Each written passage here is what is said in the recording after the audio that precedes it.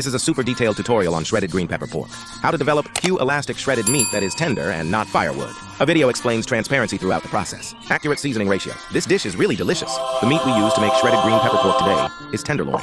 So I use tenderloin to make green peppers, which are thin-skinned green peppers. Green pepper treatment is relatively simple. Let's grab the chili and push it in, then pull it out. The whole chili field comes out. This is still relatively simple. Let's cut the chili patch in the middle to go, but not to go. I don't think it's necessary to go, so I'm not going to cut it. It's easy to cut. Just shred it. There is one point to pay attention to here. That is, you cut too thin. He'll get out a little easier. If you want that crunchy texture, then cut the silk thicker. Then we process the tenderloin. We said shredded before. The even column pattern on this side of the sharp slice is the sharp silk, and the other side follows the texture of the meat one by one. This is shunsi. We cut silk today, so it's cut along the thread. Then remove the fascia of your muscle. Slice it first and see that this is a straight silk. Then let's shred and cut along the shreds.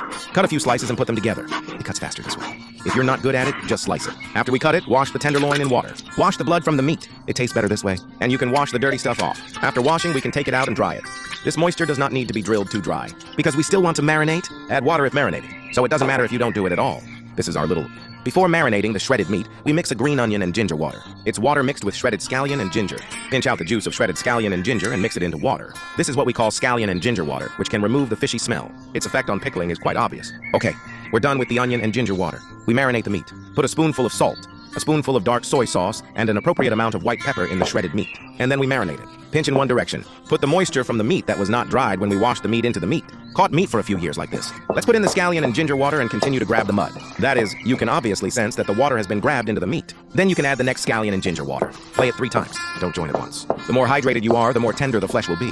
This is why restaurant shredded meat doesn't taste good. If you are a novice, Xiaobai has no experience. Then you can add a little baking soda in moderation. Baking soda allows an inexperienced novice to marinate very tender shredded meat. Now, the other thing to be aware of is the way that we marinate it. We must marinate the shredded meat in one direction, not clockwise for a while and counterclockwise for a while, because your muscles are more tender. If you repeat the positive direction and the opposite direction, the meat may be broken. Also, it is difficult to marinate meat without whipping it in one direction. It means that moisture is difficult to get in. We're going to whip in one direction. If you whip it like this, you can obviously feel that the meat is crystal clear. Then we put in a spoonful and a half of starch. Stir them and mix them well. The function of starch is to allow the shredded meat to quickly form a shell on the outer layer of the shredded meat when exposed to high temperature. After marinating, you can seal the oil or leave it unsealed.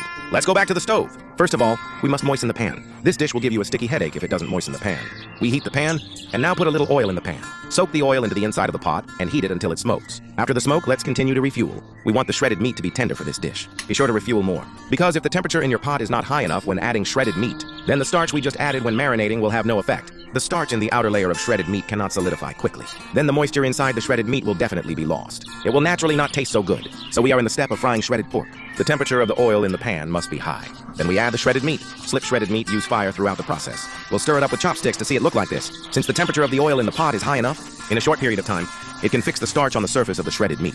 Reduce the loss of internal moisture in shredded meat. You can clearly perceive from the picture that this shredded meat is Q-bounced and tender. It's not firewood. This shredded meat is very cooked. Generally 30 seconds is enough.